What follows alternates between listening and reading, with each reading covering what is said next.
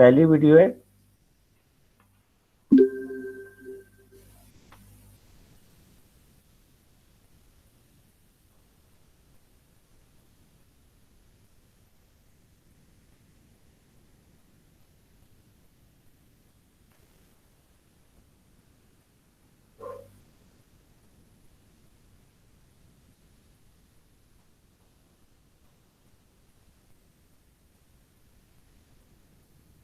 You can see this. जी sir. Okay.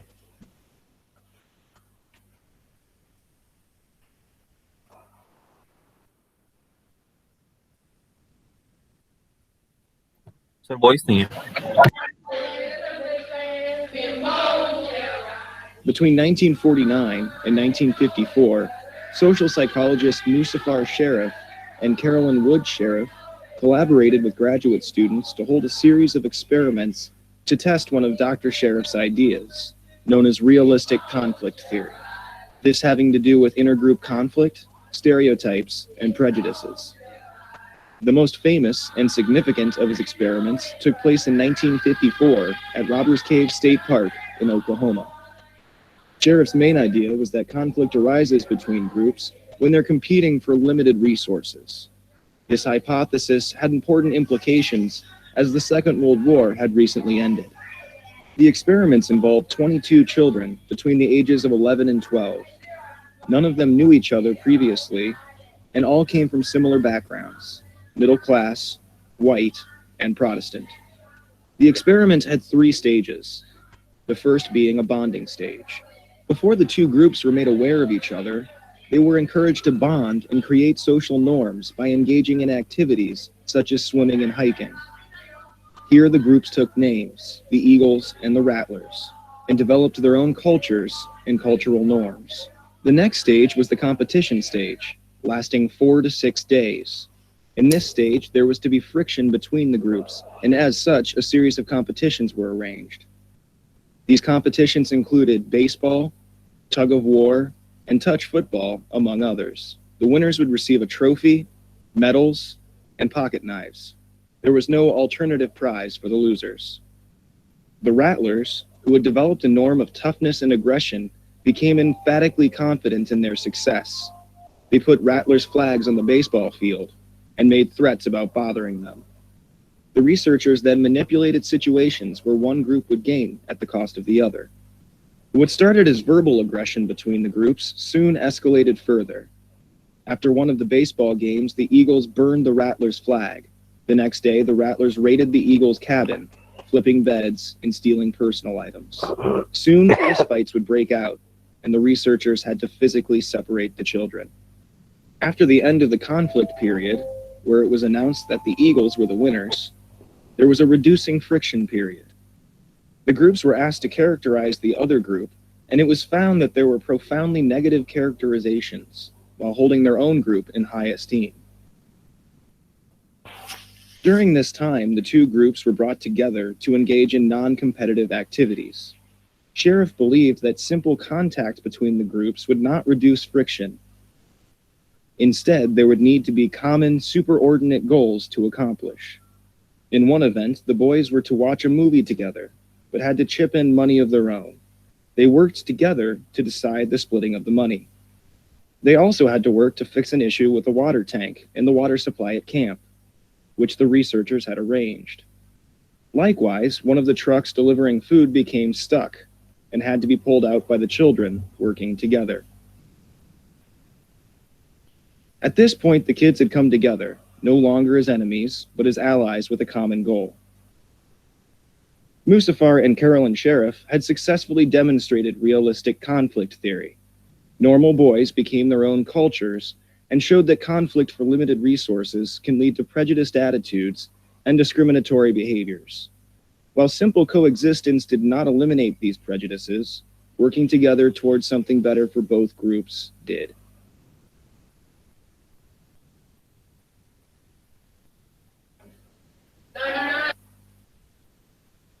जी जनाब, ये रॉबर्ट केव थ्योरी कहलाता है और बहुत मशहूर है साइकोलॉजी में।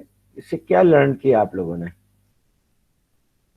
यस। इसमें ये लर्न किया कि जब आपके पास लिमिटेड रिसोर्सेज होती हैं तो दो ग्रुप्स के बीच में कॉन्फ्लिक्ट पैदा हो सकता है, लेकिन अगर आप दो ग्रुप्स को इस तरह से डिस्ट्रीब्यूट कर दो कि इनका कॉमन गोल सेम हो जाए तो फिर ये कॉन्फ्लिक्ट आप रिड्यूस कर सकते हैं। राइट, टीम वर्क डेवलप कर सकते हैं जब वो मिलकर कुछ अचीव कर रहे हो। और कॉन्फ्लिक्ट उस वक्त होता है जब रिसोर्सेज लिमिटेड हो और रिसोर्सेज के लिए लड़ाई हो रही हो। लेकिन अगर टीम्स मिलकर काम करें तो उनमें सिनर्जी क्रिएट होती है। तो ये एक अच्छी फाइंडिंग थी कि भाई टीम में किस वक्त कॉन्फ्लिक्ट आता है, कब लोग टुगेदर काम करते हैं। तो इसलिए रॉबर्ट केव थ्योरी इसलिए आज से बहुत अहम है। ओके, और कोई कुछ ऐड करना चाहते हैं? सर ये भी है कि अगर हम कंपटीशन एलिमिनेट कर दें तो हाँ उससे भी एक ही ऑब्जेक्टिव के लिए हम काम कर सकते हैं। कंपटीशन से ये होगा कि हर कोई एक दूसरे से सुपीरियर होना चाहेगा। जी जी, कंपटीशन खासतौर पर लिमिटेड रिसोर्सेज में is a zero sum game. एक आदमी लूज करता है तो दूसरा गेन करता है। लेकिन अगर सब पूरी टीम को एक कॉमन ऑब्जेक्टिव पे लगा दे तो एवरीवन विल गेन। ये यहाँ पे इन्होंने इसका लेसन दिया था। और आपने देखा कि वो मिल करके फिल्म भी देख रहे थे, एक दूसरे के लिए पैसे भी दे रहे थे, वाटर टैंक भी उन्होंने ठीक किया। तो जब उनके कॉमन इंटरेस्ट की चीज़ें थी तो उसमें उनको अगर आप मिल के काम करें तो they will work together, team work नज़र आएगा। जो ऑर्गेनाइजेशनल मैनेजमेंट के लिए बहुत अच्छा लेसन है कि आप लोगों के लिए कॉमन गोल्स क्रिएट करें ताकि वो मिल करके ना काम करें, ना कि एक दूसरे से कॉम्पीट करें।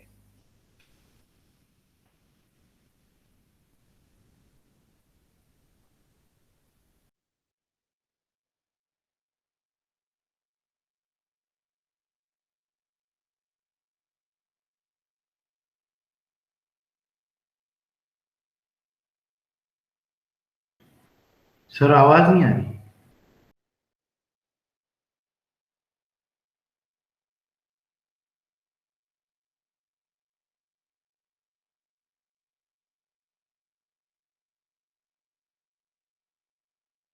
लास्ट वीडियो में आवाज आ रही थी? जी सर उसमें आ रही थी। आप शायद सर म्यूट करें तो उसके बाद आवाज नहीं आ रही। अच्छा, मैं म्यूट करूंगा तो ओके, राइट, ठीक है, मैं म्यूट नहीं करता। Okay, I want to give you a test of your visual acuity, your sensitivity to differences in line lengths. So I'm going to show you a standard, and then I'm going to show you 3 comparison lines. One is going to be bigger, one is going to be shorter, and one is going to be the same size as the standard. Your job is tell me which line, A, B, or C, is the same as the standard. Seems like a simple judgment. You always get it right. But now, before you give your answer, there are going to be half dozen to 10 other people like you in the room, and they're going to give their answers first. An amazing thing happens. One after another, they say the line that you see as shorter is the same as the standard. Shorter, shorter, shorter, shorter. They don't say shorter, they just say B, B, B, B, and so forth. Now it's your turn. You know B is the wrong answer. But what do you say? In this study done by Solomon Asch, a classic study of group conformity, the majority of people gave in on most of the critical trials to agree with, to say publicly that they agreed with the majority. So this study is one of the first classic studies on the power of a group. As long as there's 3 or more people who agree among themselves that reality is not the way you see it, in many cases, you give in to see the world in their way. Let's look at that study. The experiment you'll be taking part in today involves the perception of lengths of lines. As you can see here, I have a number of cards, and on each card there are several lines. Your task is a very simple one. You're to look at the line on the left and determine which of the 3 lines on the right is equal to it in length. All right, we'll proceed in this order. You'll give your answer. Only one of the people in the group is a real subject, the 5th person with the white T-shirt. The others are confederates of the experimenter and have been told to give wrong answers on some of the trials. The experiment begins uneventfully as subjects give their judgments. 2, 2, 2, 2, 2, 3, 3, 3, 3. But on the third trial, something happens. 2. 2. 2. 2. 2. The subject denies the evidence of his own eyes and yields to group influence. 1. Ash found subjects went along with the group on 37% of the critical trials. But he found through interviews that they went along with the group for different reasons. 1. 1. They must be right. There are 4 of them and 1 of me. 1. This subject's yielding is based on a distortion of his judgment. He genuinely believes that the group is correct. 1. 1. 1. 2. 1. 2. 2. 2. I know they're wrong, but why should I make waves? 2. In this case, the subject knows he is right, but goes along to avoid the discomfort of disagreeing with the group. Here, the distortion is at the level of his response. 2. 2. 2. 2. In the previous experiment, the naive subject stood alone against the group. In this variation, Ash gave the naive subject a partner, here seated in the third position, who also gives the correct response. 1. 1. 2. 1. 2. With a partner, yielding drops to only 5% of the critical trials compared to 37% without a partner.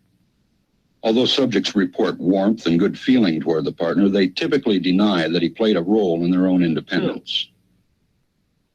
The partnership variation shows that much of the power of the group came not merely from its numbers, but from the unanimity of its opposition. When that unanimity is punctured, the group's power is greatly reduced. Sometimes we go along with the group because what they say convinces us they are right. This is called informational conformity. But sometimes we conform because we are apprehensive that the group will disapprove if we are deviant. This is called normative conformity. The strength of the normative factor is shown in another variation carried out by Ash. In this variation, the subject is told that because he had arrived late, he would have to write his answers. Subjects in this private response experiment are exposed to the same amount of misleading information as other subjects, but they are immune from any possible criticism by the group. 1. 1. 1. And this enormously reduces the pressure to conform. Conformity drops by 2/3. Ash's experiment is a classic. It reveals how people will deny what they see and submit to group pressure. It allows us not only to observe conformity, but to study the conditions that increase or reduce its occurrence.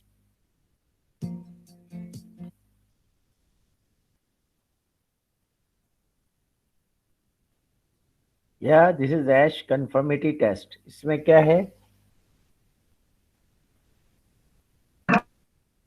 Sir इसमें ये बता रहे हैं कि जो हमारे pairs होते हैं अगर वो कोई चीज़ बता रहे हैं तो उनका जो बिहेवियर है वहाँ पे इन्फ्लुएंस करता है कि अगर कोई चीज़ हमारे नज़रिए से सर गलत है लेकिन एक ग्रुप है वो कह रहे हैं कि ये सही है तो वो सर हमें ये इन्फ्लुएंस करते हैं कि हम भी ये मान लें कि ये चीज़ सही है। जी बिल्कुल। और कोई साहब इसमें ऐड करना चाहें? सर आई थिंक इस वीडियो का सबसे बड़ा मकसद ये था कि आपको बताएं कि आपका पीयर प्रेशर आपके डिसीजन को बहुत इन्फ्लुएंस करता है और न सिर्फ पीयर प्रेशर, आप being the fear of judgement भी आपके डिसीजन को बहुत ज्यादा इन्फ्लुएंस करता है। इसको कहते हैं ग्रुप थिंकिंग। ग्रुप थिंकिंग में ये होता है कि अगर ग्रुप में कुछ लोग गलत भी सोच रहे होते हैं तो एक आदमी जिसको एहसास भी हो के ये गलत बोल रहा है वो ग्रुप कन्फर्मिटी के लिए क्लैश नहीं करता है। टीम वर्क में ये एक नुकसान होता है। तो टीम वर्क में जब सब कन्फर्मिटी करना चाहें तो फिर सही डिसीजन पे नहीं पहुंचते। If everybody is saying the same thing then someone is not thinking. ठीक है, तो इसलिए ग्रुप कन्फर्मिटी एक हमारा ह्यूमन नेचर है। आप जो है हैंग आउट के लिए जाते हैं, सारे दोस्त अगर एक जगह पे एक पिज़्ज़ा पे मुत्तफिक हो जाते हैं, हो सकता है आपका दिल कॉफ़ी पीने को चाह रहा हो लेकिन आप ग्रुप कन्फर्मिटी में पिज्जा खाने चले जाते हैं। इसी तरह सिगरेट पीने की आदत और दूसरी चीजें, फैशन, ये इसी तरह से लोग अडॉप्ट करते हैं कि वो ग्रुप कन्फर्मिटी चाहते हैं। तो ये एक मसला है ऑर्गेनाइजेशंस में भी कि जब ग्रुप कन्फर्मिटी होगी और सब एक ही बात पे ओके कहेंगे तो इसका मतलब है वो गलत बात पे भी ओके कह सकते हैं। तो ये एक डेंजर है जिसको कि टीम लीडर को समझना चाहिए कि ग्रुप कन्फर्मिटी नुकसान दे सकती है डिसीजन मेकिंग में अगर लोग एक दूसरे से हेल्दी आर्गुमेंट ना करें। राइट? समझ में आ रही है बात? Yes sir. हाँ, गुड। अब अगली वीडियो क्या है भाई?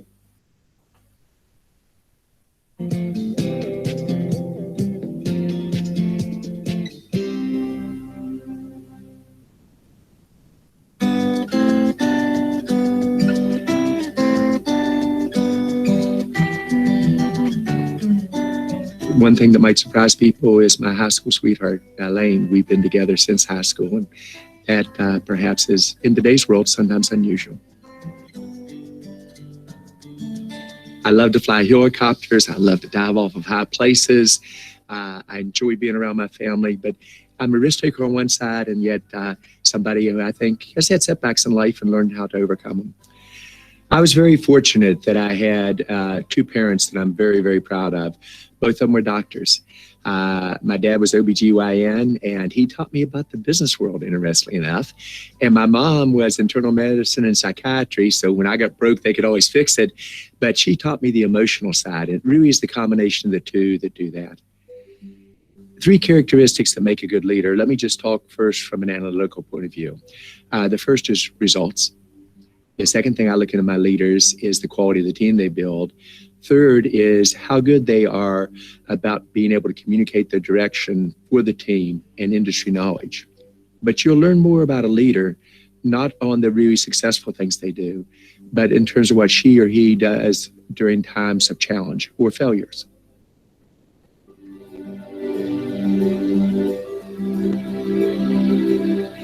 If you think about where technology is today, it is going to increase at a tremendous pace.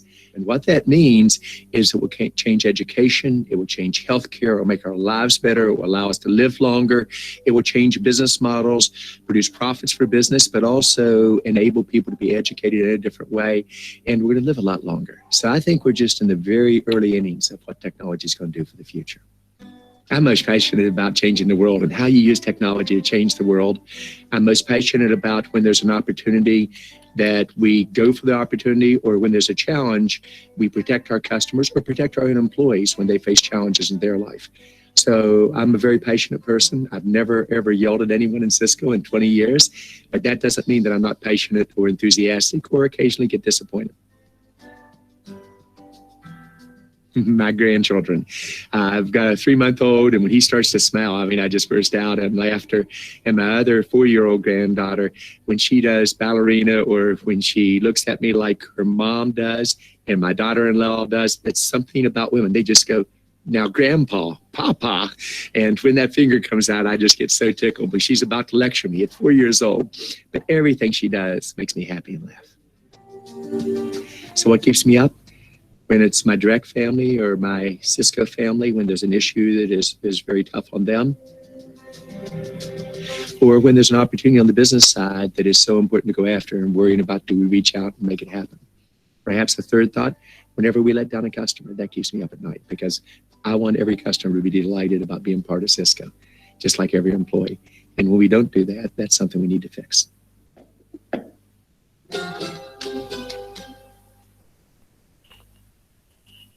As you know, humans are...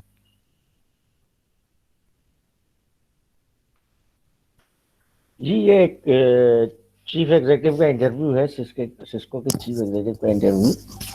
उससे आपने क्या चीजें सीखी? कोई पॉइंट जो आप लोगों ने इससे कनेक्ट किया हो?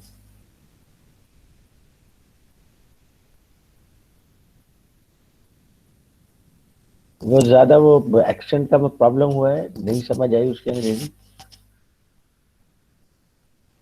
सर मुझे बीच में इस पूरी वीडियो में ना एक चीज बहुत फैसिनेटिंग और बहुत रियलिस्टिक लगी, वो ये थी कि एक लीडर की सबसे बड़ी क्वालिटी ये होती है कि वो अच्छे वक्तों में तो हर कोई काम कर सकता है, लेकिन फेलियर्स में इंसान कैसे डील करता है, कैसे अपने आप को ऊपर लाता है दोबारा, और कैसे अपने सबऑर्डिनेट्स के साथ बिहेव करता है, इससे that what makes a true leader. Good Javeria, yes, that should be the spirit. और उसने कहा कि एक रिजल्ट को, एक चीफ एग्जीक्यूटिव को इवेल्युएट करने के लिए 3 चीजें देखनी होती हैं: result, quality, office work and communication. और रिजल्ट क्या है कि जैसे आजकल आपकी हुकूमत है, आप लोग उसके फैन हैं बहुत ज़्यादा, लेकिन वो सारा का सारी जिम्मेदारी किस पे डाल रहे हैं? पिछली हुकूमतों पे। अब वो तो बात खत्म हो गई यार, आपने 2 साल हुकूमत की, अब तीसरा साल चल रहा है, आपके रिजल्ट्स कहाँ हैं? तो ये एक बड़ी इंपॉर्टेंट चीज़ होती है कि चीफ एग्जीक्यूटिव प्रीवियस एरा के चीफ एग्जीक्यूटिव को ब्लेम करके नहीं निकल सकता, बल्कि chief executives are responsible for results and responsible for results of each and every year. अब दूसरा ये है कि quality, quality of his performance और क्वालिटी ऑफ हिज प्रोडक्ट, सारी चीज़ें उसको मेंटेन करता है। और तीसरी चीज़ है कम्युनिकेशन का ही है, और कम्युनिकेशन के बारे में मैंने आप लोगों को पहले भी पढ़ाया है कि देखिए, key to success for any good leader is good communication skills. उसकी कम्युनिकेशन स्किल्स स्ट्रांग होनी चाहिए लीडर्स की। तो उसने भी 3 चीज़ों पर एम्फेसाइज किया। फिर आपने देखा कि ये एक फैमिली मैन है, इसके वालिदैन भी पढ़े लिखे थे और उसको उन्होंने बहुत अच्छे तरीके से ब्रॉट अप किया। फिर खुद भी इसके ग्रैंड डॉटर वगैरह इसके साथ रहते हैं और उनको देख के बड़ा खुश होता है। तो जो लोग फैमिली एनवायरनमेंट में रहते हैं ना, वो ज़्यादा अच्छे लीडरशिप स्किल्स सीखते हैं। तो ये भी आपने देखा होगा। प्लस उसने, आपने देखा कि वो एक ऐसा चीफ एग्जीक्यूटिव, उसने कहा 20 साल में मैंने कभी किसी पे यल नहीं किया, चिल्लाया, I never yelled at my employee. 20 साल में कभी भी नहीं किया। हाँ, लेकिन मुझे डिसअपॉइंटमेंट्स होती हैं, बट इस तरीके से मैं अपने गुस्से का इजहार नहीं करता। फिर सोशल वर्क भी करता है, आपने देखा एंड में। ये चीफ एग्जीक्यूटिव्स की कैरेक्टरिस्टिक्स होती हैं which you need to understand कि what are chief executives made of. तो इस इंटरव्यू में एक बड़ा अच्छा आपको बताया गया है कि चीफ एग्जीक्यूटिव्स के अंदर क्या क्या चीज़ें होती हैं, और इस चीफ एग्जीक्यूटिव ने बहुत सक्सेसफुली उसको डेमोन्स्ट्रेट किया। तो आई होप आप लोगों ने सीखा होगा कि एज ए चीफ एग्जीक्यूटिव जब इंशाल्लाह आप बनेंगे तो किस तरह से अपने आप को प्रेजेंट करेंगे। फिर आप उसकी ड्रेसिंग देख लीजिए, उसका टीम वर्क देख लीजिए, उसका बच्चों के साथ इंटरेक्शन, अपनी पूरी टीम के साथ इंटरेक्शन, घुल मिल जाना, मिंगल हो जाना, ये अच्छे लीडर्स की क्वालिटीज होती है। तो अब हम 15 मिनट्स का ब्रेक ले रहे हैं, फिर उसके बाद इंशाल्लाह मजीद वीडियो कंटिन्यू करेंगे। इन वीडियोस के लिए आपने करना ये है कि वीडियोस आप देखेंगे और देखने के बाद फिर जो आप सीख रहे हैं इसको आप एक असाइनमेंट की शक्ल में मुझे जमा करेंगे कि आपने हर वीडियो से क्या चीज लर्न की। वन थिंग इज कि आप लोग ये वीडियोस देख कर क्यों नहीं आए? मुझे नहीं लग रहा कि आप लोगों ने वीडियोस देखने की जहमत की है, विच इज एक्चुअली बैड। तुम लोग लीडरशिप पढ़ रहे हो भाई, लीडरशिप का सब्जेक्ट है कि ऑर्गेनाइजेशंस को लीड कैसे किया जाता है। ऑर्गेनाइजेशंस को वो लीड करते हैं जो दूसरों से ज़्यादा मेहनत करते हैं, जो दूसरों से ज़्यादा कमिटमेंट दिखाते हैं, जो दूसरों से ज़्यादा सोफिस्टिकेटेड स्किल्स दिखाते हैं। इस सब्जेक्ट को प्लीज़ एक सब्जेक्ट की तरह मत पढ़ो, ये तुम्हारा फ्यूचर है, तुम्हारा लाइफ स्टाइल ऐसा होना चाहिए एज ए लीडर। लीडर्स बचपन से नज़र आने लग जाते हैं कि ये लीडर्स हैं। जब मैं नेवी में था तो मेरे साथ जो लेफ्टिनेंट्स काम करते थे, उनको देखकर ही हमें अंदाजा था कि इनमें से कौन एडमिरल तक जाएगा, और आज वो लोग एडमिरल्स हैं। तो लीडरशिप क्वालिटीज आप उस वक्त डिमोन्स्ट्रेट नहीं करेंगे जब आप लीडरशिप की पोजीशन पे आ जाएंगे, बल्कि you have to demonstrate that throughout your life, in your professional life, in your social life and in your family life. तो जब आप ये चीजें डिमोन्स्ट्रेट करते हैं तो ये आपकी पर्सनैलिटी का हिस्सा बन जाता है, एंड समवन नोटिसेस कि भाई ये आदमी बॉन्ड लीडर है, और फिर उसको अपॉर्चुनिटी कहीं ना कहीं से मिलती है। I hope you understand this. या यस सर। प्लीज, तो जो लीडरशिप का सब्जेक्ट नहीं है, बल्कि लीडरशिप आपने आपको इंटरनलाइज करना है, अपने ऊपर तारी करना है इसको। और ये जो 5 स्टूडेंट्स नहीं है उनको बोलो क्लास ज्वाइन करें। ये इस तरह से क्यों बच्चे करते हैं यार? मतलब 13 है, 5 एब्सेंट है, अगर सब्जेक्ट में इंटरेस्ट नहीं आ रहा है तो बताओ भाई कि नहीं पढ़ना चाहते। बाकी स्टूडेंट्स से कहेंगे please join. Okay, so we will continue inshallah after 15 minutes. Okay sir.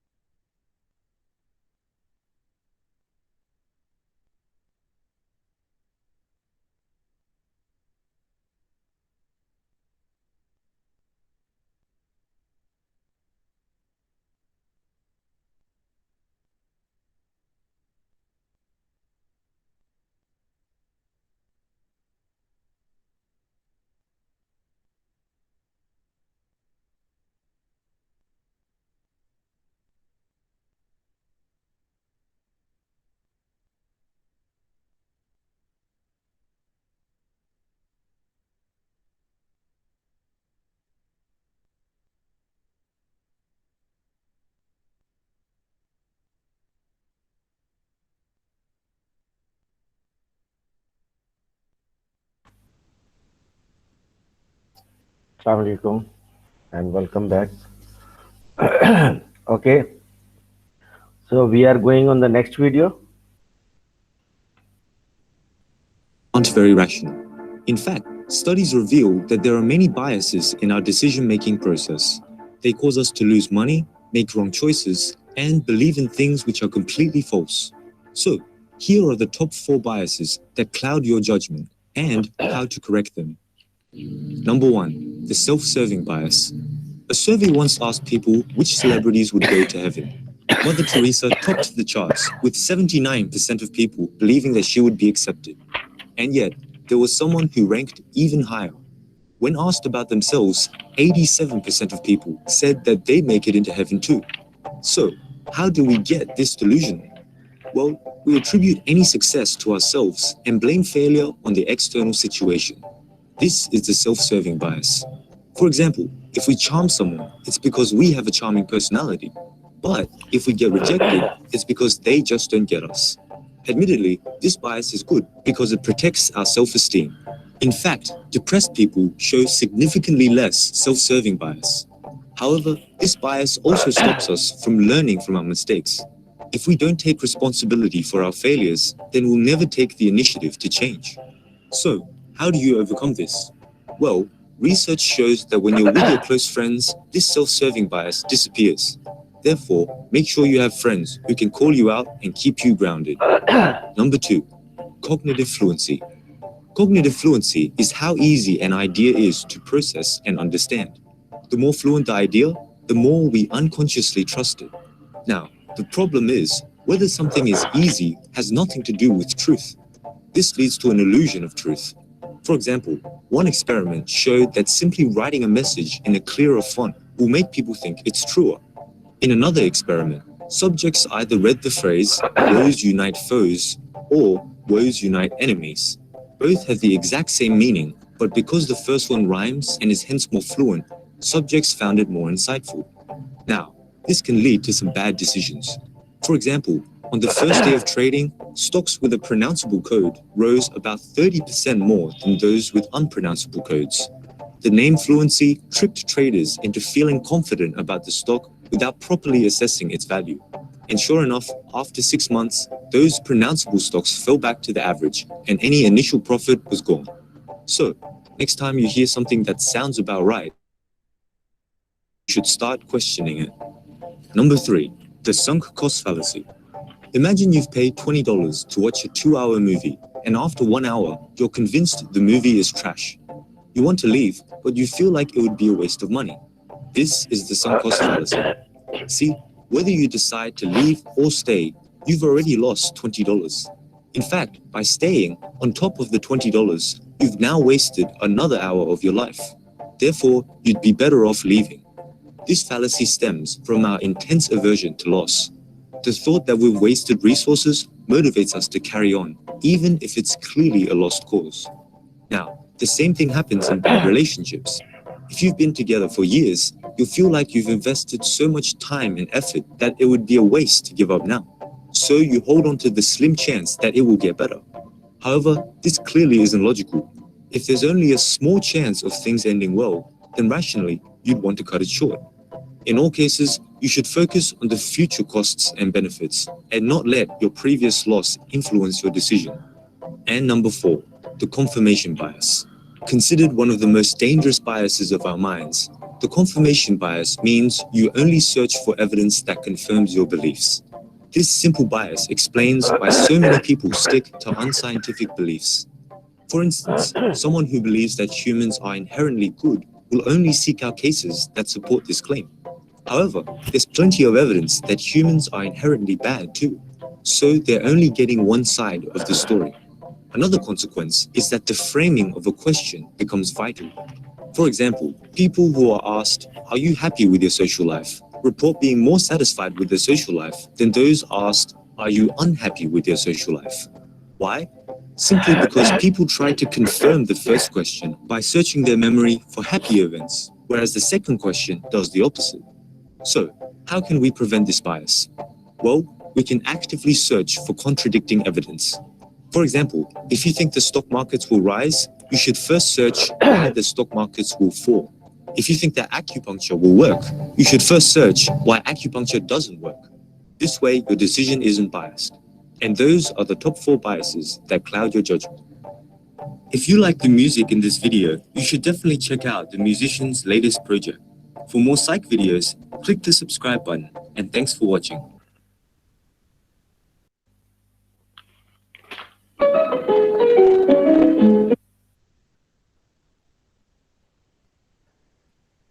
Yes, what you learned from this video? जी यार, ये वीडियो आप लोग देख कर आते तो हमारी ज्यादा अच्छी हेल्दी डिस्कशन होती है। मैं देख रहा हूँ क्लास का इंटरेस्ट लूज होता जा रहा है, कुछ करना पड़ेगा। सबसे पहले जो उन्होंने कहा था दैट वाज सेल्फ सर्विंग बायस, यानी कि जो चीजें जो हम लाइफ में डिसाइड करते हैं या जिन चीजों को हम चूज करते हैं, सिलेक्ट करते हैं, हम उनके लिए जस्टिफिकेशन ढूंढ लेते हैं, ठीक है। और जिन चीजों को हम सिलेक्ट नहीं करते, चूज नहीं करते, तो उनके लिए उसी तरह की जस्टिफिकेशन ढूंढ लेते हैं। तो ये सेल्फ सर्विंग बायस कहलाता है। कॉग्निटिव फ्लुएंसी ये है कि जो चीज़ें हमारे जो एवरीडे एक्सपीरियंस और रूटीन के लिहाज से ठीक लगती हैं, तो वो चीज़ उसको हम जल्दी एक्सेप्ट कर लेते हैं। जैसे कोई सेंटेंस अगर रिदम में है तो हमें वो करेक्ट लगता है, जो सेंटेंस रिदम में नहीं हो वो करेक्ट में नहीं लगता। जैसे फो और वो को रिदम में करके बताया उसने। उसके बाद तीसरी चीज है sunk cost fallacy. Sunk cost ये कि जब आप एक चीज में पैसे ऑलरेडी जाया कर चुके हैं and you know that that money can not be recovered, तो आप उसको पे मजीद टाइम जाया करना बेकार है। जैसे उन्होंने सिनेमा की एग्जांपल दी कि सिनेमा में आप फिल्म देख रहे हैं, $20 का टिकट लिया है, आप सिनेमा में फिल्म में आपको मजा नहीं आ रहा, तो बजाय इसके कि आप मजीद अपना वक्त भी बर्बाद करें, आप फिल्म देखते रहते हैं। तो this is basically sunk cost fallacy. या इसी तरीके से एक रिलेशनशिप है विच इज नॉट वर्किंग, अब उस रिलेशनशिप पे मजीद मेहनत करने का फायदा नहीं है क्योंकि इट इज नॉट वर्किंग। तो बेहतर है कि आप अपने फ्यूचर कॉस्ट एंड बेनिफिट को देखें। जो पास में जो आप कॉस्ट इनकर कर चुके हैं वो संक कॉस्ट है, अब उसको आप रिकवर नहीं कर सकते। In many cases even industry, जब आप फैक्ट्रीज में भी काम करते हैं, बिजनेस में भी काम करते हैं, तो बहुत सारे कॉस्ट ऐसे होते हैं जो संक कॉस्ट होते हैं। तो संक कॉस्ट को इसीलिए बाज फाइनेंस मैनेजर्स डिसीजन मेकिंग में हटा देते हैं। क्यों? क्योंकि वो संक कॉस्ट तो एनीवे दे आर बियरिंग। तो अगर इसके बगैर भी प्रॉफिट हो सकता है, इसकी प्राइस रिकवर किए बगैर, तो दे थिंक के इसके ऊपर हमें जाना चाहिए। और कंफर्मेशन बायस ये है कि जब आप कंफर्मेशन बायस किया था, जब आप कोई मेरा ख्याल है डिसीजन लेते हैं तो उसकी कंफर्मेटिव में एविडेंस तलाश करना शुरू कर देते हैं, दैट इज कंफर्मेशन बायस। तो ये चीजें आपकी डिसीजन मेकिंग के प्रोसेस को हैम्पर करती है। नेक्स्ट वीडियो देखते हैं।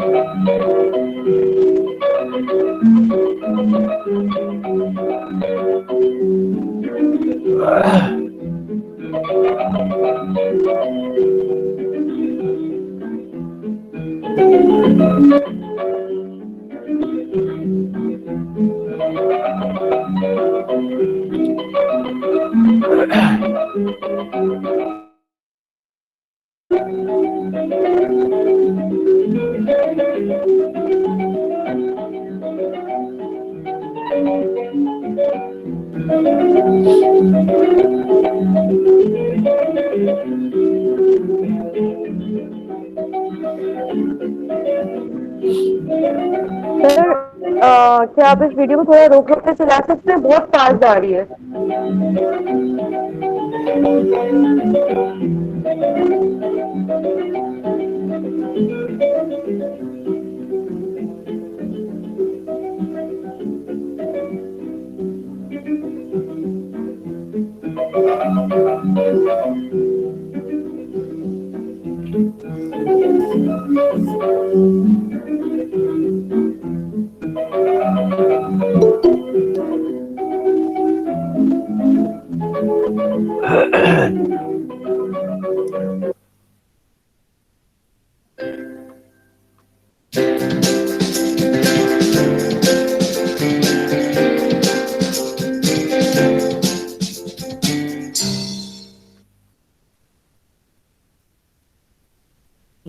जी जनाब, ये एम्पावरमेंट पे है, क्या लेसन मिला आपको इसमें से? This is an easy video, इसमें स्लाइड से बता रहे थे कि क्या हो रहा है।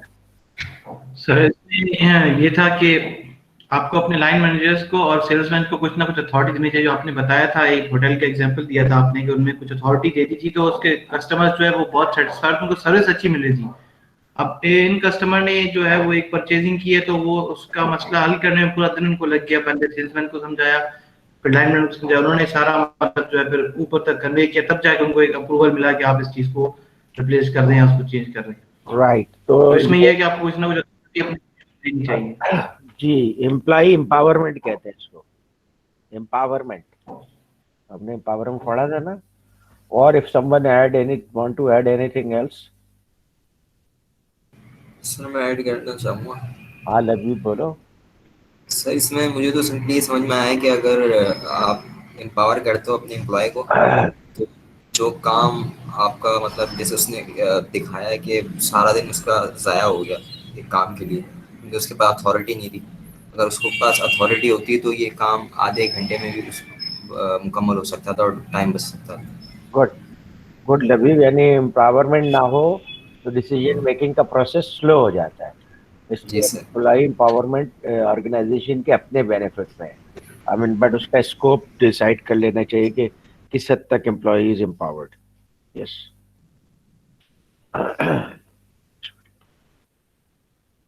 Delegation. If delegation is not working for you, you might need to improve how you delegate. Hi, I'm Lynn Christian, Master Certified Coach. The truth is, we are always delegating. We don't really think about it, and yet it's true. In our modern society, we've gotten pretty good at allowing other people to deliver our mail, milk the cows, build our cars, and design our clothing. It isn't difficult to perceive how we are fairly skilled at delegating within a collective. However, most of us need to imagine ways to start delegating better in our smaller circles of influence. So, I suggest the first place to begin delegating better is to let go of some of the reasons why you might not be doing it as well as you could. First, we don't delegate usually because we don't know what we can delegate or what we should give away. Sometimes we don't delegate because we think we don't have enough support to hand things off. However, usually we don't pass things off because we don't have enough trust or faith in other people's abilities. At times, we hold on to things because we want the experience or credit for the work that will be completed. And finally, we forget or don't even think of including the people we delegate to within the planning stage of the work that will be passed off to them. And they have no clue of knowing what to do once we give them the tasks. They have no context. So if you stop doing the things I just mentioned, you can immediately be better at delegating by doing the following few ideas. First, ask for help in knowing what to delegate. Generally, I find that my clients can eliminate 5 to 10% of what they're currently doing.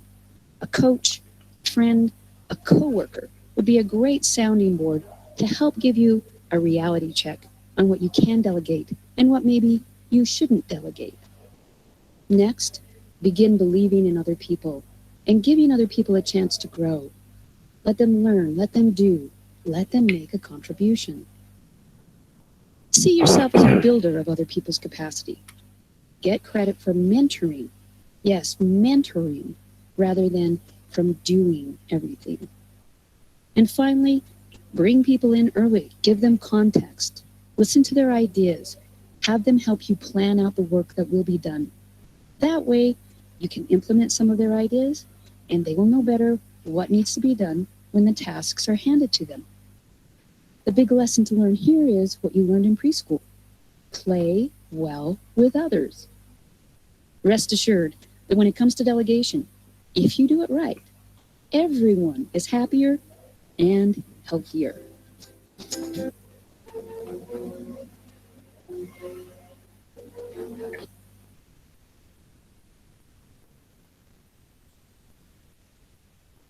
जी जनाब, what you sir learned इस from? Video में हाँ Mir. Actually delegation के बारे में बताया गया है कि आप काम जो है वो डेलीगेट करें दूसरों को। अगर आपसे काम मतलब सही करके नहीं दे रहे आपको, तो आप डेलीगेट प्रॉपर्ली नहीं कर रहे उनको। तो उनके कुछ उन्होंने पॉइंट्स बताए। एक है कि आस्क फॉर हेल्प, अगर आप कोई काम कर रहे हो तो उसमें हेल्प मांगने किसी की आप। दूसरा ये कि आप जब डेलीगेट कर रहे हो तो आपको दूसरों में यकीन करना चाहिए कि वो पर्सन ये काम कर सकता है। थर्डली ये है कि आपको क्रेडिट जो मिलना चाहिए आप कोशिश करें आपको मेंटोरिंग का क्रेडिट मिले, काम करने का क्रेडिट ना मिले। डेलीगेशन में ये एक मेन पॉइंट होता है। चौथा ये है कि आप लोगों को डेलीगेट करें तो स्टार्टिंग की एज पे, मतलब जो आप काम करने लगे हो उसी वक्त उनको आप इन्वॉल्व करो उन चीजों में, ना कि आप कहीं पे फंसो या आपको कोई मसला हो तब आप उन लोगों को डेलीगेट करें काम। या गुड मीर, अच्छा बताया। और कोई साहब बताना चाहते हैं इस पे? सर मैं ऐड करूं? जी प्लीज। सर मैं एक मिनट, पहले किसने कहा है? जी प्लीज गो अहेड। जी सर। सर डेलीगेशन के अंदर देखें, इसमें टू फोल्ड बेनिफिट है for delegation, for delegating any task. एक तो ये कि जो मैनेजर्स हैं उनका वो हाई प्रायोरिटी जो टास्क है वो उस पर फोकस कर सकते हैं, और जो कॉमन टास्क है वो डेलीगेट कर दें अपने जूनियर स्टाफ्स को। Very good. और दूसरा जो इम्पोर्टेंट एलिमेंट है जूनियर स्टाफ के लिए वो उनकी सेल्फ लर्निंग एंड डेवलपमेंट है। लॉन्ग टर्म ऑर्गेनाइजेशन के अंदर उनका अपना करियर ग्रोथ उनको नजर आएगी, बिकॉज क्योंकि वो दूसरे काम में भी इन्वॉल्व होंगे। तो ये delegation is a two way benefit for senior managers and junior staff. या गुड। इन्होंने स्टार्ट बड़ा अच्छा किया है कि हम लाइफ में वैसे भी डेलीगेट करते हैं। हम गाड़ी जी एहसान बोलो। जी please please go ahead. Sir इसमें बेसिकली सर 4 तरीके बताएं सर क्यों हम डेलीगेट नहीं करते हैं। सर पहले या तो मैनेजर्स को पता नहीं होता हमें क्या डेलीगेट करना है और क्या नहीं करना है। दूसरा ये है कि सर हम इसलिए डेलीगेट नहीं करते हैं क्योंकि सर हमें लोगों पे ट्रस्ट नहीं होता है कि वो ये काम कर पाएंगे या नहीं कर पाएंगे। और तीसरी ये कि सर अगर हम डेलीगेट मतलब सर हम क्रेडिट लेने के लिए कि जो कुछ कर रहे हैं उसका क्रेडिट सिर्फ हमें मिले, इसीलिए हम डेलीगेट नहीं करते। और चौथे सर उसमें ये है कि यानी कि जो काम सर हम प्लानिंग जो कर रहे होते हैं शुरू में लोगों को सर ऐड नहीं करते हैं, इसीलिए सर उनको कुछ पता नहीं होता उस काम के बारे में कि आगे चल के क्या करना होता है, तो इसीलिए सर कंफ्यूजन होती है। तो इसी वजह से हम डेलीगेट नहीं करते हैं। और इसमें सर वो 4 तरीके बताए हैं कि किस तरह हम मतलब इम्प्रूव कर सकते हैं अपने डेलीगेशन स्किल को सर। तो इसके लिए तो मतलब अपने पीयर से अपने जो दूसरे सर फ्रेंड्स होते हैं सर उनसे हेल्प लिया जाए कि किस तरह से कौन सी काम डेलीगेट करने और कौन से नहीं करने हैं। और लोगों पे हमें अपना ट्रस्ट बढ़ाना चाहिए सर, और लोगों को अपनी टीम में भी शामिल करना चाहिए ताकि वो भी कुछ करने के लिए मतलब वो भी आगे आ जाए सर। गुड एहसान, अच्छा है।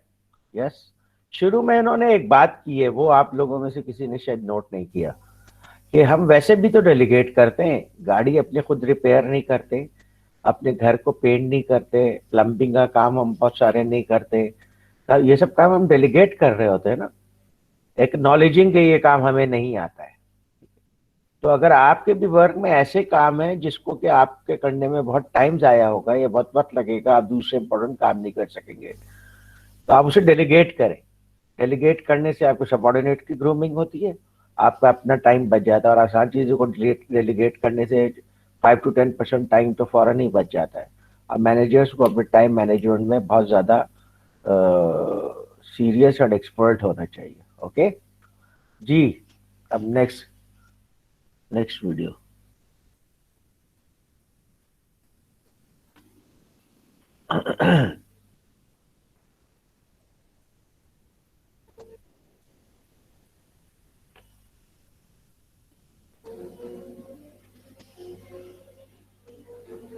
And is there anyone in this United States that we do not treat as our brothers? Yes. Who? The black people. Who else? Absolutely, the Indians. And when many people see a black person or a yellow person or a red person, what do they think? Oh, look at that. Dumb people. They look at the dumb people. What else do they think sometimes? What kinds of things do they say about black people? They're Negroes.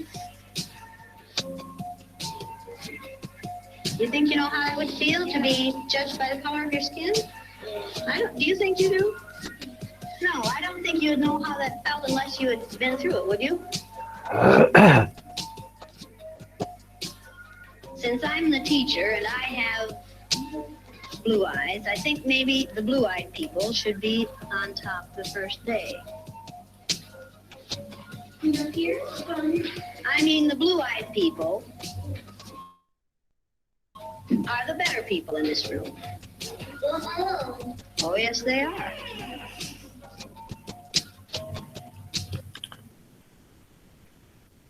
क्या देखो एक minute अब मुझे 5 minute दीजिएगा please 5 minute के break करते हैं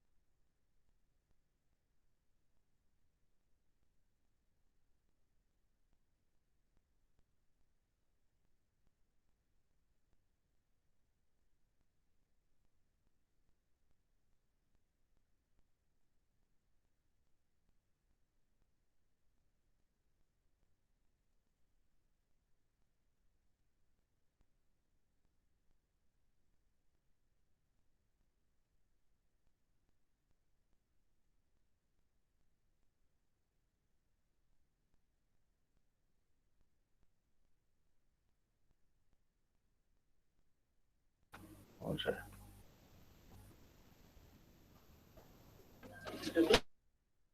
Blue-eyed people get 5 extra minutes of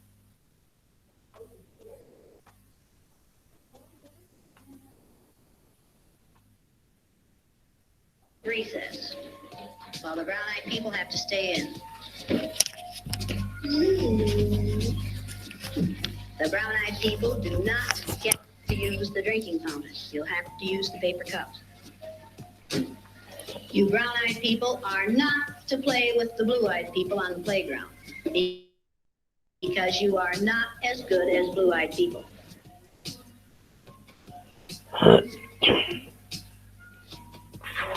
The yardstick's gone. Well, okay.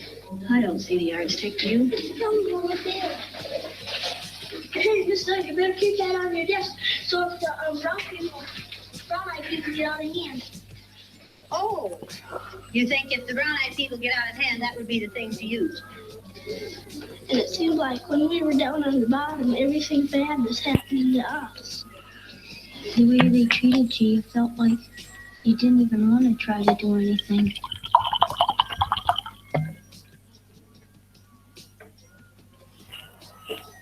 Should the color of some other person's eyes have anything to do with how you treat them? No. All right, then should the color of their skin? No. Should you judge people No. by the color of their skin? No. You're going to say that today and this week and probably all the time you're in this room. You'll say, no, Mrs. Elliott. No. Every time I ask that question. No. Then, No, Mrs. when you see a black man or an Indian or someone walking down the street, are you going to say, look at that silly looking thing? No. Does it make any difference whether their skin is black or white? No. Or yellow? No. Or red? No. Is that how you decide whether people are good or bad? No. Is that what makes people good or bad? No.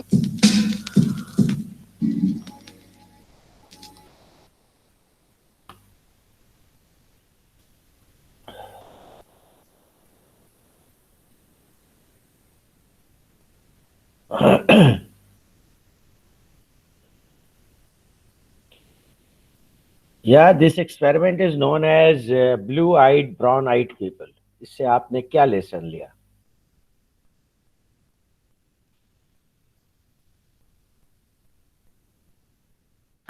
इसमें तो ये lesson था कि based on the colour आपको कभी किसी को जज नहीं करना चाहिए कलर के ऊपर उनके। जी, अमेरिका में और यूरोप में डिस्क्रिमिनेशन बहुत ज्यादा थी against blacks, against Indians. Indian में सारे आ जाते हैं, पाकिस्तानी भी, और सारे सबको इंडियन कहते हैं। तो वो हमेशा बच्चों ने जैसे एक्सप्रेशन से बताया कि लुक एट देम, वो उनको हकारत से देखते थे, उनको अपने बराबर का नहीं समझते थे। और डिस्क्रिमिनेटरी लॉज भी थे। आपने देखा साउथ अफ्रीका बहुत अरसे तक जो है वो टेस्ट मैच नहीं खेल सका क्योंकि उनका डिस्क्रिमिनेशन बहुत ज़्यादा थी। डिस्क्रिमिनेशन किस किस्म की थी कि गोरों के लिए अलग पार्क होते थे, कालों के लिए अलग पार्क होते थे, गोरों के बसेस अलग होते थे, कालों की बसेस अलग होती थी। और जनूबी अफ्रीका में तो बहुत एंड तक रहा, साउथ अफ्रीका में, लेकिन उससे पहले यूरोप में, अमेरिका में बहुत ज़्यादा था। इवन इंडिया में ट्रेन्स चलती थी तो उसके अंदर गोरों के डिब्बे अलग होते थे और कालों के डिब्बे अलग होते थे।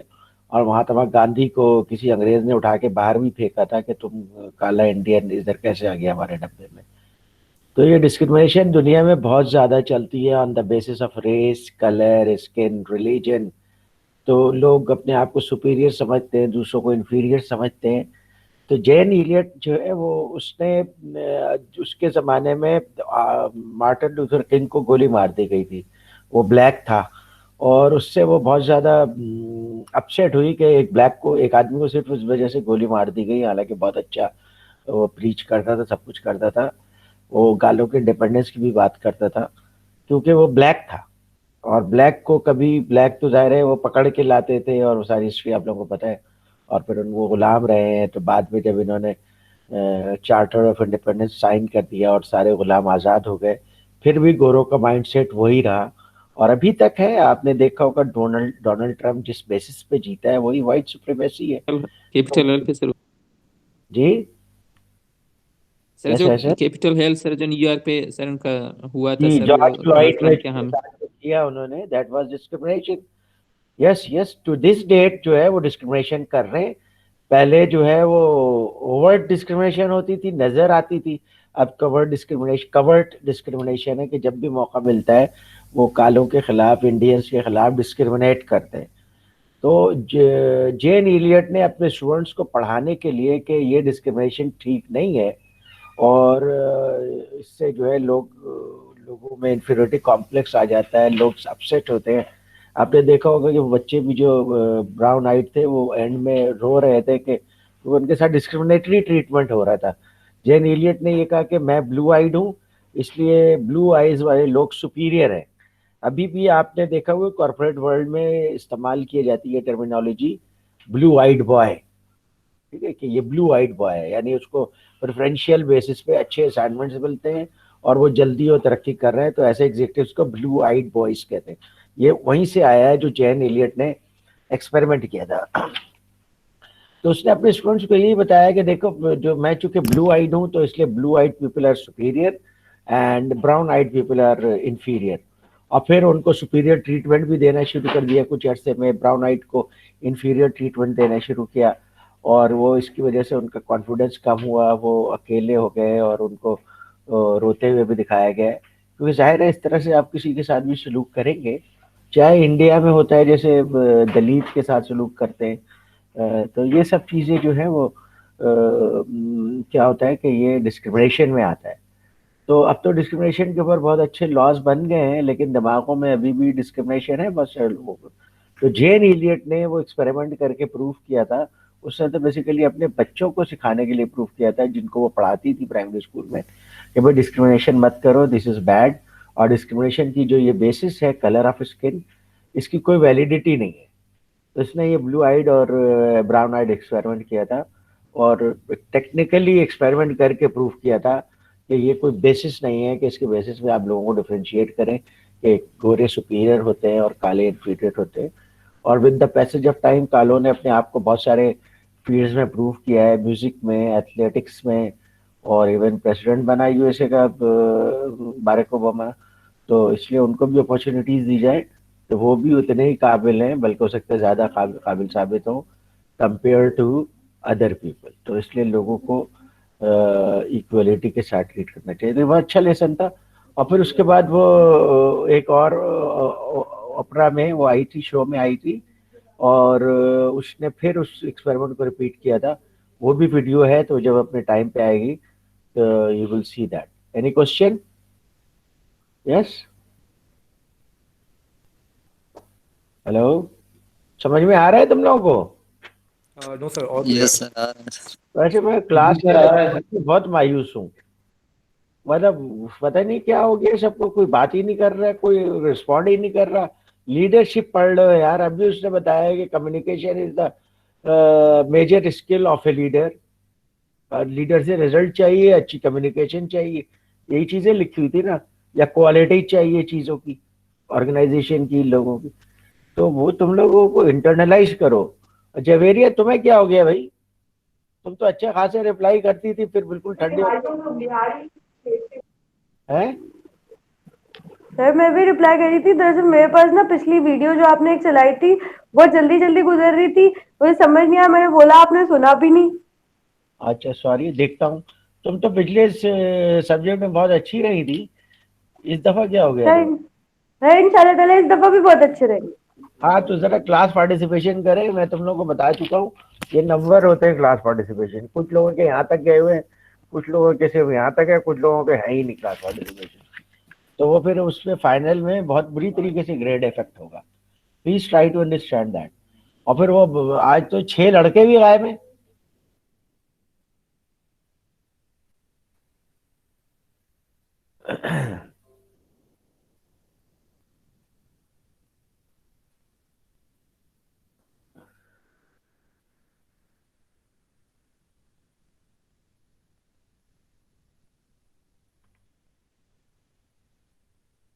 Settle down.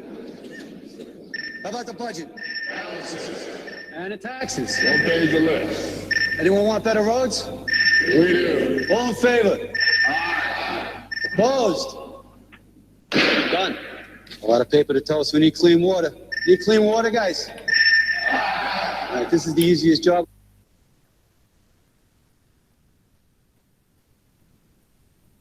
Your senior drill instructor. From now on, you will speak only when spoken to. And the first and last words out of your filthy sewers will be, sir. Do you maggots understand that? Sir, yes, sir. Bullshit, I can't hear you. Sound off like you got a pair. Sir, yes, sir. If you ladies leave my island, if you survive recruit training, you will be a weapon. You will be a minister of death, praying for war. But until that day, you are pukes. You are the lowest form of life on earth. You are not even human fucking beings. You are nothing but unorganized, grabastic pieces of amphibian shit. Because I am hard, you will not like me. But the more you hate me, the more you will learn.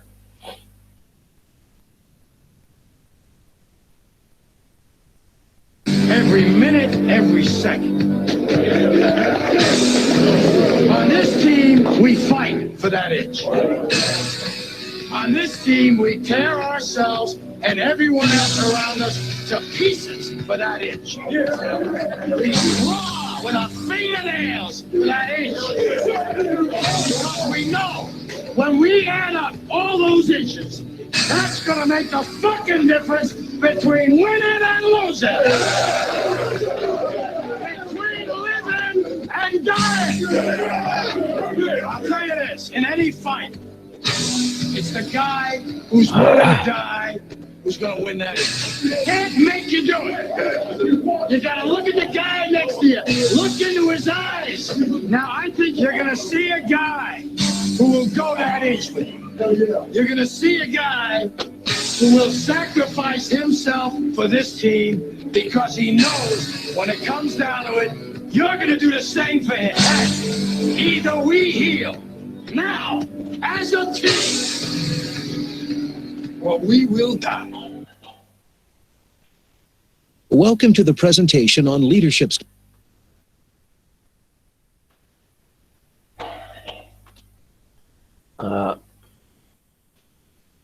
ये leadership style के ऊपर एक video थी कि इसमें film के scenes के जरिए दिखाया है कि डेमोक्रेटिक स्टाइल कैसा होता है कि एक लीडर जो है बोल रहा है, बाकी सब उसको जब एक्सेप्ट कर रहे हैं तो उसे अडॉप्ट किया जा रहा है, लोग वोट दे रहे हैं। दूसरे में आपने देखा कि एक कर्नल है, वो ऑटोक्रेटिक स्टाइल में बात कर रहा है कि मैं तुम लोगों को बहुत टफ टाइम दूंगा और तुम मुझे पसंद नहीं करोगे, जितना तुम मुझे पसंद नहीं करोगे उतना ही तुम्हारी अच्छी ट्रेनिंग होगी, इसलिए आई डोंट केयर कि तुम मुझे पसंद करते हो या नापसंद करते हो। तो ये बिल्कुल ऑटोक्रेटिक स्टाइल में बात कर रहा था। डेमोक्रेटिक कहते हैं जिसके अंदर जो आपके अंडर सबऑर्डिनेट्स हैं उनके जो मेजॉरिटी जो कह रही है उस डिसीजन पे अमल करें, दैट इज डेमोक्रेटिक स्टाइल। कुछ डिसीजंस जब आप डेमोक्रेटिक स्टाइल में लेते हैं ना, that is good for the organisation. मिसाल के तौर पे ब्रेक्सिट का डिसीजन बहुत इंपॉर्टेंट डिसीजन था, इसलिए किसी भी प्राइम मिनिस्टर ने ये हिम्मत नहीं की कि उस डिसीजन को वो खुद ले, बल्कि उसने क्या किया, उसके ऊपर उन्होंने रेफरेंडम करवा दिया। और फिर ब्रिटिशर्स ने जब ब्रेक्सिट के लिए मेजॉरिटी वोट दिया तो दे वेंट फॉर ब्रेक्सिट। तो कुछ डिसीजंस ऐसे होते हैं ऑर्गेनाइजेशंस में भी जिसमें आप डेमोक्रेसी पे जाएं तो ज़्यादा उसकी अच्छी एक्सेप्टेंस होती है, ज़्यादा अच्छी उसकी इम्प्लीमेंटेशन होती है।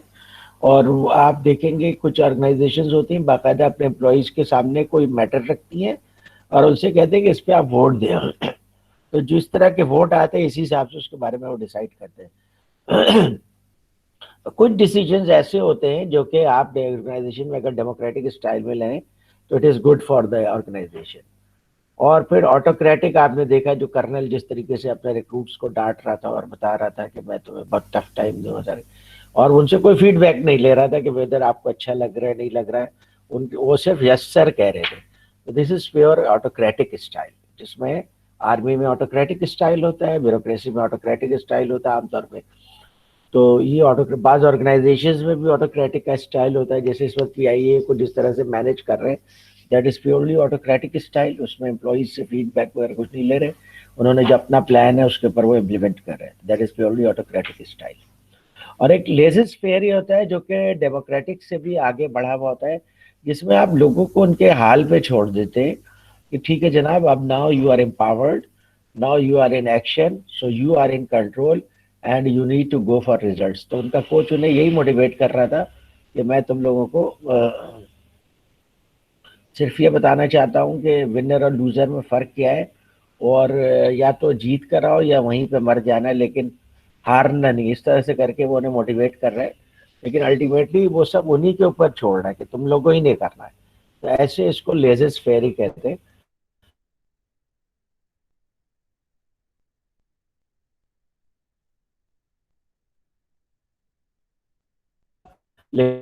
ऑर्गेनाइजेशन में इस तरह का स्टाइल मिल जाता है क्योंकि लोग फ्री में काम कर रहे होते हैं बहुत सारे, तो वो आप उनको बहुत ज़्यादा कंट्रोल नहीं कर सकते। ठीक है जी, question?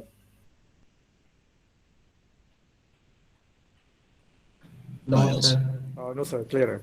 A leader is one who inspires, motivates, and leads people to accomplish organizational goals. Leadership is all about influencing a group of people for achieving a common goal wherein one person leads the whole group. Characteristics of effective leader. The leader should be willing to take the challenges for the growth of their business. The leader must be able to take calculated risks. A leader should adopt the leadership style that best fits him and his personality. Courage helps the leader in fulfilling the commitments and taking decision at the time of controversies. Mistakes are part of life, but the great leader is one who accepts and learns from his mistakes and tries to avoid them in future. Leader should be able to share his knowledge with the entire team on a regular basis. Make it easy for your team members to contact you. This way, they will have confidence that you are approachable in times of need. As a leader, you need to have a factual understanding of the situation and the circumstances surrounding it. There are some basic requisites for leadership. Let's look at them one by one. Trust is the first thing which the leader should have to develop within him and with the team. The leader should facilitate the sharing of the knowledge, experience, and skills of his team members and enthuse them to work as a team to attain the objectives of the group. Leader should have to be confident of himself so that he instills the same confidence among his team members. He should be competent to lead a group. His team members should feel that he has the required skill and knowledge to guide them. He will thus be a role model for them. Leader should be competitive so that he can instill the same spirit among his followers. Leadership style can be defined depending on the way the leader exercises his authority. Let's review the popular leadership styles one by one. Democratic leaders are those who encourage decision-making by their team members, accept different perspectives by either consulting others before taking any decision or take the decision and consult others to verify if it is acceptable to the rest. When to use democratic leadership style. The democratic leadership style is used when the team has to agree and accept a decision after verifying that it is the best option available. The team will be collectively responsible for the outcome. This style is used especially when greater motivation and commitment is needed for better acceptance of decisions. This is useful when the leader knows that he needs to use the knowledge and skills of his team to come up with better decisions. Limitation of democratic leadership style. The only drawback of democratic leadership style is that it is a very time-consuming affair. In this style, the leaders take a unilateral decision without consulting any of their team members. When to use autocratic leadership style. Autocratic leadership style is used when quick decision needs to be taken, where there is no requirement for others' input, and when there is no need for all team members to agree. When high level of management control is needed and the need for motivation is not critical. Limitations of autocratic leadership are: employees are expected to simply follow the orders, and they are not given any explanations. Employees have little opportunity to give suggestions, even if it is for the welfare of the organization. The laissez-faire leaders are those who leave all the decisions to their team members and give the maximum freedom to their team members.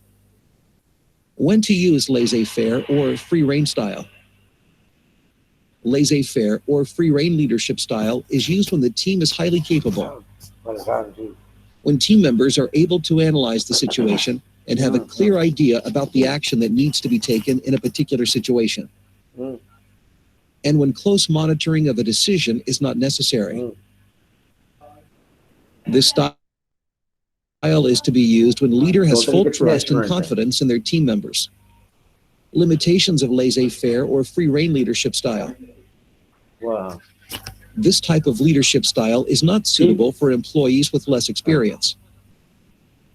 As the team members are free to take their own decision, there may be lack of motivation among team members. As there is no one who guides and supervises the team members, there is no way to check if they are doing the right thing. If they take a wrong decision, it will have negative impact on the end result. What are the factors for selecting leadership styles? Choice of the style depends on the leader, his understanding of the situation, and the objective that needs to be achieved. Different people have different learning styles, like a new hire employee needs more direction than the old one. An autocratic will be suitable for an intern, while a democratic style might be suitable for senior management. Each situation needs a different solution. Appropriate leadership style needs to be chosen depending on a given situation. Last, but not the least, you need to know when to apply the appropriate leadership style and techniques. Leadership style is the approach for providing the right way to the team members, implementing planning strategies, and motivating people by including all the three leadership styles. According to Peter Drucker, effective leadership is not about making speeches or being liked. Leadership is defined by results, not attributes. To read our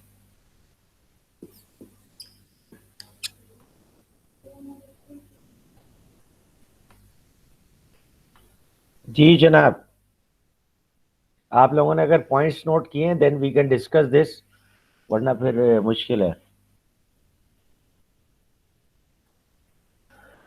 sir इसमें यही बताया कि कौन से type की leadership style कहाँ use करनी चाहिए। जैसे डेमोक्रेटिक तब यूज करना चाहिए जब अपने सबऑर्डिनेट से एग्रीमेंट या किसी चीज की डिस्कशन करनी हो और फिर कोई अपना कंक्लूजन देना हो। ऑटोक्रेटिक तब यूज करनी चाहिए जब आपको इंस्टेंट स्नैप डिसीजन मेकिंग करनी हो। और जो लेजिस फेयर है वो तब हो जब आपके पास एक्सपीरियंस टीम हो जिनको सिर्फ मोटिवेशन की जरूरत हो, बाकी काम वो खुद हैंडल कर सकते हो। Yeah, good. Or if someone I want to add something. Sir मैं ऐड कर देता हूँ। इसमें कह रहा है कि एक मिनट एहसान रुक जाओ जी। जी सर मैं ऐड कर देता हूँ कि लीडरशिप स्टाइल जो है ये डिपेंड करता है कि वो सिचुएशन बेस्ड होता है। गिवन सिचुएशन लीडर ने डिसाइड करना है कि वो कौन से स्टाइल अडॉप्ट करे और उसको इम्प्लीमेंट करे। तो effective leadership is not about the attributes and the liking or disliking of a leader, but it's all about the results, getting results from the leadership style. तो असल चीज है रिजल्ट लाएंगे तो बाकी सब चीजें ठीक हो जाएंगी। पीटर ड्रकर कह रहा है जो मैनेजमेंट का बाब है, आदम है, स्ट्रेटेजिक मैनेजमेंट का खास तौर पे, और उसने ये कहा कि डिफरेंट सिचुएशन में डिफरेंट लीडरशिप स्टाइल वर्क करते हैं, लेकिन आपकी पर्सनैलिटी को जो सूट करता है आप वही लीडरशिप अडॉप्ट करें। यानी अगर आपको ऑटोक्रेटिक सूट नहीं करता है, आप खामखा आप ऑटोक्रेटिक स्टाइल अपनाने की कोशिश करें, then it will not work for you. हाँ, एट टाइम्स आप ऑटोक्रेटिक स्टाइल करें जब आपको डिसीजन में हरी करना है या आपको स्ट्रिक्ट गाइडलाइंस देनी है, तो वहाँ पर ऑटोक्रेटिक ठीक है। लेकिन हो सकता है कि आपके लिए पार्टिसिपेटिव लीडरशिप अच्छी हो या डेमोक्रेटिक लीडरशिप अच्छी हो। लेजेस फेयर पाकिस्तान जैसे एनवायरमेंट के लिए हम लोग रिकमेंड इसलिए नहीं करते कि इसके लिए सबका एजुकेटेड होना ज़रूरी है। अमेरिका, यूरोप वगैरह में जितने भी वर्कर्स होते हैं वो कम से कम हाई स्कूल पास होते हैं, यानी कॉलेज इंटर किया होता है, 12 ईयर्स या 13 ईयर्स की एजुकेशन ली होती है उन्होंने। तो इसलिए वहाँ पे कहीं पे अच्छी ऑर्गेनाइजेशन हो, वहाँ पे आप ये चला सकते हैं जहाँ पे लोग नॉलेजेबल हो, अपने एरियाज़ के एक्सपर्ट हो। तो आप उनको अपने हिस्से का काम करने दे सकते हैं, लेकिन पाकिस्तान में it might not work in most of the cases. तो उसने यही कहा कि जनाब जैसे मैं जब नेवी में था तो मैं चूंकि सब फौजी स्टाइल उस तरह का था, तो मैंने ऑटोक्रेटिक स्टाइल अपनाने की कोशिश की, और सून आई रियलाइज कि भाई मेरा लीडरशिप का स्टाइल ऑटोक्रेटिक नहीं है, मैं नहीं कर सकता autocratic leadership, although at times I am autocratic.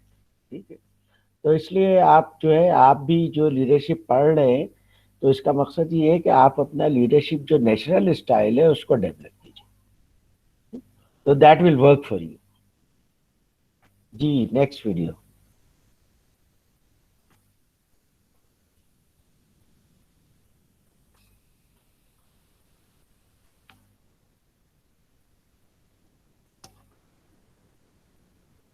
Imagine you take two dogs and put them in two different areas. You shock the first dog, and you give him an option to escape. He tries to escape, he's successful, and he gets away from the shocks. The second dog, however, you put in a place where no matter what he does, he cannot escape the shocks. He soon figures out that there's nothing he can do, he gives up, and he'll just sit there and accept the shocks. Now you take these two dogs and put them in two new areas again, but this time they can both escape. The first dog, who had learned that he was able to escape, will get out of there like usual. But the second dog will just lay there and accept the shocks, even though in this new environment, he could just escape. This is what is known as learned helplessness. You probably know people who act like the helpless dog. The opposite of this is learned optimism. Learned optimism is basically the idea that you can learn to be optimistic and positive and happy. You can cultivate these things. And this is exactly what Seligman was trying to do by running a workshop. The results of the workshop were promising. 32% of the students in the control group had a moderate to severe episode of depression, in contrast to 22% of the group that was in the workshop. Also, 15% of the controls had an episode of generalized anxiety disorder versus only 7% of people who took the workshop. They also found that it was the change from pessimism to optimism that caused the prevention of depression and anxiety. And these studies are great, but even when I look at my own life, happiness, positivity, optimism, these are the things that I've had to learn and that I have to keep cultivating. When I was a kid, I hated my life. I was constantly depressed and anxious. I had suicidal thoughts for the majority of my childhood, but that's all gone now, and my life just keeps getting better. But this is something that you need to put effort into. This is something that can be learned. So now let's look at the benefits of optimism. Optimists on average achieve more, have better overall health, and just lead a more enjoyable life. Pessimists, on the other hand, are more likely to give up, are more likely to suffer from depression, and just lead a not really enjoyable life. The big difference between pessimists and optimists comes from their explanatory styles about whether things are permanent, pervasive, and personal. So let's say you walk up to a girl and you just get humiliated and rejected. If you're a pessimist, you'll think that it's permanent. I'll never be able to attract a girl. If you're an optimist, you'll think that it isn't permanent. There are going to be plenty of girls who like me. If you're a pessimist, you'll think that it's pervasive. I'm just not an interesting person. If you're an optimist, you'll think that it isn't pervasive. It was just one isolated situation. It doesn't mean that I'm not interesting. If you're a pessimist, you'll think that it's personal. I'm ugly. Of course she's going to humiliate me. If you're an optimist, you'll think that it isn't personal. Well, she might have been in a bad mood. And I've seen this so many times. If you have a pessimistic explanatory style, you're going to have your soul crushed. Every single friend I've had who was good with women always had an optimistic explanatory style. So optimism is much more helpful to you than pessimism, but you also need balance. Just like with everything else, you need balance. Otherwise, you can get really delusional and actually end up hurting yourself.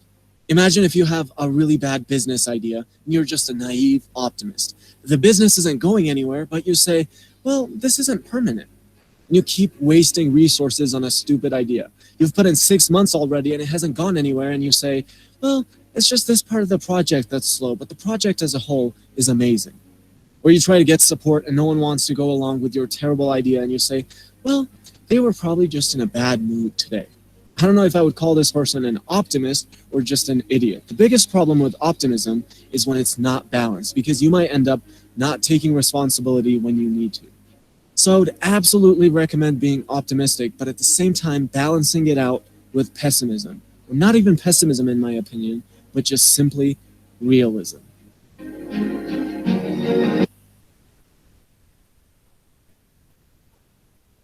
जी जनाब, interesting video है,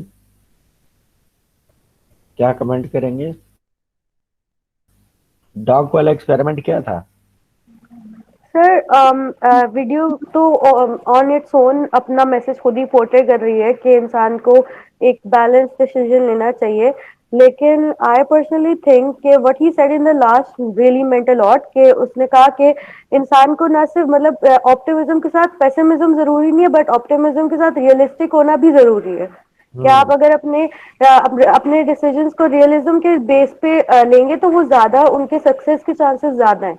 और जहाँ तक dog वाला experiment की ताल्लुक है तो yes sir, it is quite possible. ऐसा होता है इंसान जब एक चीज करता है और वो फेल हो जाए उस चीज के, तो देयर कैन बी सिनेरियो जिसमें इंसान को होपलेसनेस हो जाती है, ही गेट डिप्रेस्ड, अपसेट, और वो फिर ट्राई नहीं करता कभी। जी, तो ये पेसिमिज्म है। और ऑप्टिमिज्म ये है कि अगर मैं अभी फेल भी हो गया हूँ तो अगले इस अटेम्प्ट में इंशाल्लाह मैं इसे कर लूँगा या डिफरेंट तरीके से करूँगा तो कर लूँगा। और ये आखिर में उसने बड़ी अच्छी बात कही। तो ऑप्टिमिज्म, सेल्फ कॉन्फिडेंस को ऑप्टिमिज्म के साथ नहीं रिलेट करना चाहिए, ओवर कॉन्फिडेंस को, क्योंकि वो फिर आप स्टूपिड बिजनेस डिसीजन ले रहे हैं, still you are sticking to it. तो इसके साथ रियलिज्म होना ज़रूरी है। और पेसिमिज्म की वजह से लोगों को खुदकुशी के ख्यालात आते हैं या समझते हैं कि मैं कुछ भी नहीं कर सकता, मैं बेकार आदमी हूँ। अर्ली एज में ये चीज़ें ज़्यादा होती हैं। फिर आदमी की जब पर्सनालिटी बिल्ट होती है, लोगों से इंटरेक्ट करता है, चीज़ों के मुतालिक पढ़ता है, तो बहुत सारी चीज़ें वो अपनी ठीक कर लेता है, वो ऑप्टिमिज्म, बैलेंस्ड ऑप्टिमिज्म पे आ जाता है। तो ये एक्सपेरिमेंट बहुत इंपॉर्टेंट है। एक और एक्सपेरिमेंट भी आप देखिएगा वीडियो। वो छोटा सा वीडियो है कि आपने देखा होगा कि हाथी को बहुत पतली सी जंजीर से बांधा जाता है और वो हाथ खूंटे से बांध देते हैं। वो अगर एक झटका दे तो वो खूंटा उखड़ जाएगा, लेकिन हाथी उसे नहीं वो करता है। अब वो उसके साथ अब बांध देता है, हाथी का जो रखवाला होता है हाथी बांध, और वो फिर रात भर या दिन भर जहाँ पे भी उसको बांध देता है वहीं खड़ा रहता है। ये लर्न्ड पेसिमिज्म की एग्जाम्पल है, क्योंकि जब वो छोटा था हाथी और बहुत ज्यादा ताकत एग्जर्ट नहीं कर सकता था, उसको इसी तरह बांध दिया जाता था। और वो ये समझने लगा फिर with the passage of time कि एक दफा मैं इससे बंध जाऊं तो फिर मैं इसको नहीं तोड़ सकता। हालांकि जब वो बड़ा भी हो गया, पावरफुल भी हो गया, वो बासानी उसे तोड़ सकता है, लेकिन उसमें लर्न्ड पेसिमिज्म आ गया, वो एफर्ट ही नहीं करता। जैसे कुत्ते के एग्जाम्पल में देखा कि जिस कुत्ते को शौक लगाते थे उसके लिए बाहर निकलने का रास्ता था, वो बाहर निकल गया। और जिस कुत्ते को शौक लगाते थे उसके लिए बाहर निकलने का रास्ता नहीं था, तो उसने ये लर्न कर लिया कि जब मुझे शौक लगता है तो मैं बाहर नहीं निकल सकता। जब उसको ओपन डब्बे में भी डाला गया और उसे शौक दिया गया तब भी वो बाहर नहीं निकला। तो ये लोग एज्यूम कर लेते हैं कि मेरे लिए दरवाजे बंद हैं या मैं कुछ नहीं कर सकता। इसका हकीकत से कोई ताल्लुक नहीं होता है, बल्कि ये लोगों की अपनी अपनी एजम्पशंस होती हैं। इन एजम्पशन से आप निकल आए तो you will be a powerful person. और लीडरशिप में इस लेसन की ज़्यादा ज़रूरत है, क्योंकि आपको टफ चैलेंजेस आते हैं and leaders are mainly evaluated by results. तो बाज़ औक़ात रिजल्ट्स अच्छे नहीं भी आते हैं या उतने नहीं आते जितने एक्सपेक्ट कर रहे होते हैं, जितना आपने हार्ड वर्क किया है। लेकिन आपको अपने आप को भी और अपनी टीम को भी एक ऑप्टिमिज्म के साथ लेके चलना चाहिए। चलना पड़ता है। अगर आप वो अपने टीम में पेसिमिज्म डाल देंगे कि हाँ यार हम तो कर ही नहीं सकते, वो तो टीम भी डिमोरलाइज हो जाएगी, तो जो कर सकते हैं वो भी नहीं करेंगे। तो ये ऑप्टिमिज्म और पेसिमिज्म को लीडर्स के लिए समझना बहुत जरूरी है। Okay, any question? No sir. चलो अब अगली दफा तुम लोग ये वीडियो देख कर आना। ये बच्चों की तरह पढ़ाना मुझे अच्छा नहीं लगता यार। तुम लोग एमएस कर रहे हो, वो भी लीडरशिप का सब्जेक्ट पढ़ लो। ये वीडियो आप लोग प्लीज देख लीजिएगा ताकि फिर हम ज्यादा मीनिंगफुल डिस्कशन कर सकें। उसके पॉइंट्स भी लिख लीजिएगा, because after the end of this subject, this video session जो हम कल एंड कर लेंगे इंशाल्लाह, तो फिर आपने इसको एक असाइनमेंट की शक्ल में मुझे सबमिट करना है कि इस वीडियो से आपने क्या सीखा, इस वीडियो से आपने क्या सीखा, इस वीडियो से आपने क्या सीखा। ओके, तो that you have to submit to Labib का है, लबीब यस, लबीब को सबमिट करना है, सब एक साथ करके फिर वो मुझे एक फोल्डर की शक्ल में मुझे दे देगा, राइट? ठीक है सर। Okay sir. थोड़ा सा तुम लोगों को खुद ऑप्टिमिज्म की जरूरत है यार, मोटिवेशन की जरूरत है। तुम लोग जब तक अपने कंफर्ट जोन से बाहर नहीं निकलोगे लाइफ में कुछ नहीं कर सकते। और लीडरशिप एक प्रैक्टिकल सब्जेक्ट है, वो थ्योरी पढ़ा दूं और उसके बाद तुम उसको अपने ऊपर अप्लाई नहीं करो, फायदा क्या हुआ?